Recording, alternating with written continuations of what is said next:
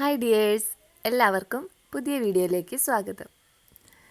അപ്പോൾ ഇന്ന് രാവിലെ തന്നെ മക്കളൊക്കെ സ്കൂളിലും കോളേജിലൊക്കെ പോയി കഴിഞ്ഞിട്ട് മുറ്റടിക്കാനായിട്ട് ഇറങ്ങിയതാട്ടോ. അപ്പോൾ മുറ്റടിച്ച് കഴിയുമ്പോൾ തന്നെ ഞാൻ ചെയ്യണ ജോലിയാണ്. ഇവിടെ ടെറസിന് മുകളിൽ ഇവിടെ ഒരു സെറ്റ് ചെടിയുണ്ട്. ഈ ചെടി നടണതൊക്കെ ഞാൻ നിങ്ങളെ കാണിച്ചിട്ടൊക്കെ ഉള്ളതാട്ടോ. അപ്പോൾ ഇപ്പോൾ അതിലൊക്കെ നിറയെ പൂക്കളാണ്. അപ്പോൾ അത് രാവിലെ തന്നെ നനച്ചു കൊടുക്കും. കാരണം ടെറസിൻ്റെ മുകളിലാണല്ലോ, അവർ നല്ല വെയിലത്താണ്. അപ്പോൾ അവിടെ വേഗം നനച്ചു കൊടുക്കുന്നതാണ്. ഇത് താഴെ കൊണ്ടുപോയി വെച്ച് കഴിഞ്ഞാൽ ഇത് കോഴികൾ കയറിയിട്ട് ഇതിൻ്റെ തണ്ടൊക്കെ ഒടിച്ച് കളയും കേട്ടോ. അപ്പോൾ താഴെ ഇത് വെച്ചതെല്ലാം എൻ്റെ പോയിട്ടുണ്ട്. അതുകൊണ്ട് ഞാനിത് താഴെ കൊണ്ടുപോയി വയ്ക്കാതെ മുകളിൽ തന്നെ വെച്ചേക്കണതാണ്.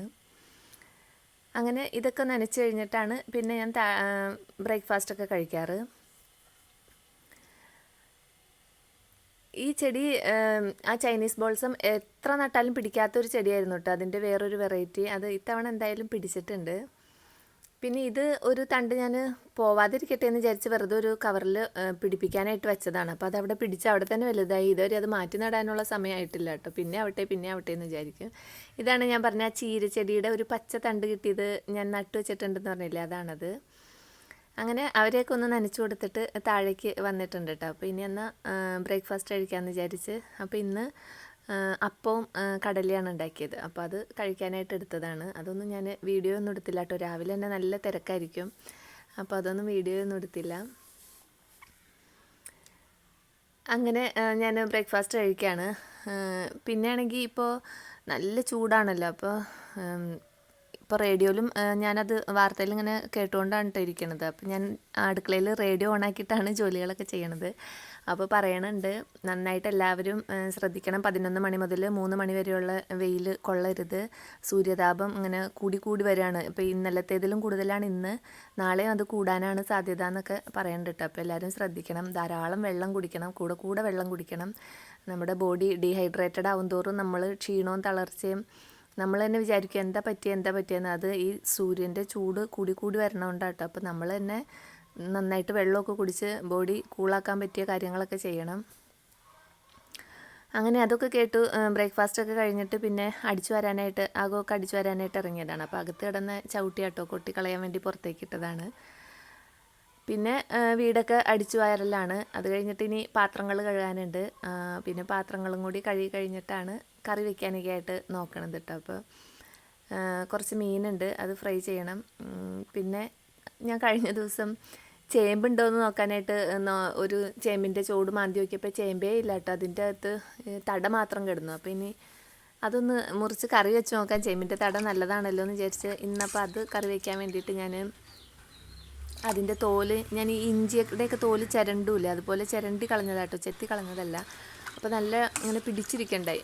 അപ്പോൾ കുറച്ച് നേരം വെള്ളത്തിലിട്ടിട്ട് പിന്നെ 2-3 വെള്ളത്തിൽ കഴുകി അത് വേവിക്കാനായിട്ട് വെച്ചിട്ടുണ്ട് കേട്ടോ. അതിലേക്ക് മഞ്ഞൾപ്പൊടിയും മുളക് പൊടിയും ഉപ്പും ഇട്ടിട്ടാണ് വേവിക്കാൻ വെച്ചത്. അപ്പോൾ ഇത് വേവോ ഇല്ലയോ എന്നൊക്കെ അറിയാം.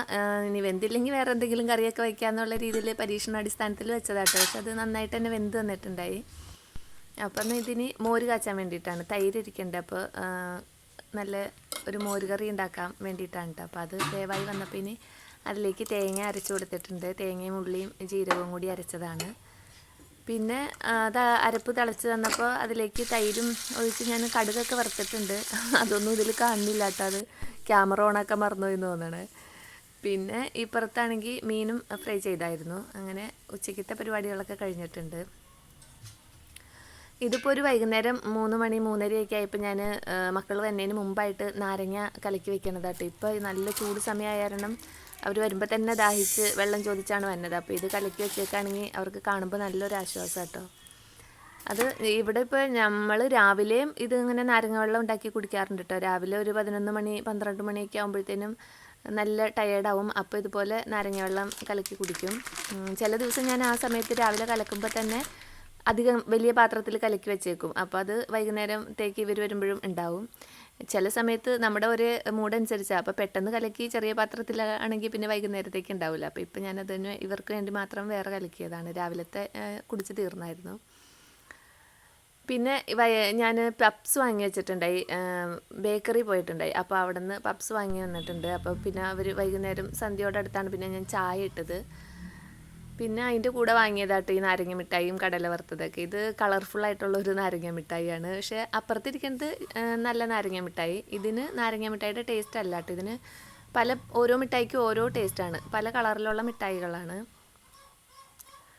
അങ്ങനെ പിന്നെ ഞാൻ സിറ്റ് ഔട്ടിലേക്ക് വന്നപ്പോൾ മോള് ഗേറ്റ് ക്ലീൻ ചെയ്യണേ കേട്ടോ. ദൂരെ നിന്ന് കാണാം, അവൾ ഗേറ്റ് ക്ലീൻ ചെയ്യുന്നുണ്ട്. അപ്പോൾ ഇന്നത്തെ വിശേഷങ്ങൾ ഇതൊക്കെയാണ്.